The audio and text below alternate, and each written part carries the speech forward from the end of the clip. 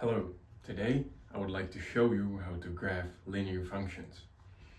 Linear functions always have this particular equation. Y is equal to ax plus b. Sometimes it's mx plus b. The letters don't really matter.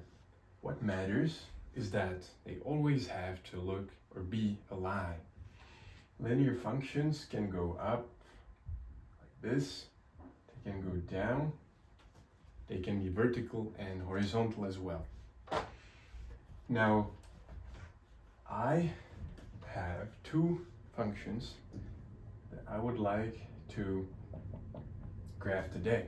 So our first function is going to be this. In order to draw or graph this function, we have to look at the numbers we have right here. So this number right here, or b in our formula, is where the function crosses the y line, or it's the y-intercept. This, the a coefficient, tells us what the slope of the function is. So it tells us how steep the function is going to be. And now, looking at this function, we can use these two informations.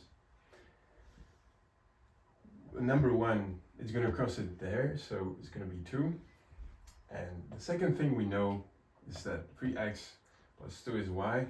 This doesn't really help us, but there is a way to find out where it's going to cross x.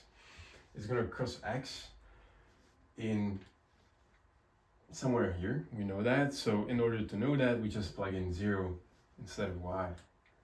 So it's going to look something like this. Now, we solve this equation. Minus 2.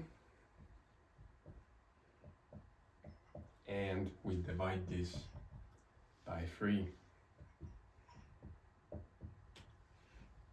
And so our x-axis is going to be crossed right here. As you can see, the function goes up. And the reason for that is because the slope is positive. So whenever it's positive, the function is going to go up. If it's negative, it's going to go down. And this is exactly what we're going to see in our next function. So the second function I would like to show you is this one. Minus 1/2 times x plus 1, and I would like to graph this. As we already know, we simply, to know where it's going to cross the y-axis, we just take the number right here. So it's going to cross it in 1. And to find out where it's going to cross the x-axis, we simply say that y is equal to 0. So we plug in 0. And 0 is equal to minus 1/2 times x plus 1.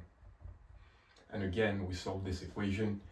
So we add 1/2 times x, and to get x, we multiply this by 2. And we get x is equal to 2. Now, we can draw it on the line and on the x-axis, and then we draw the line itself.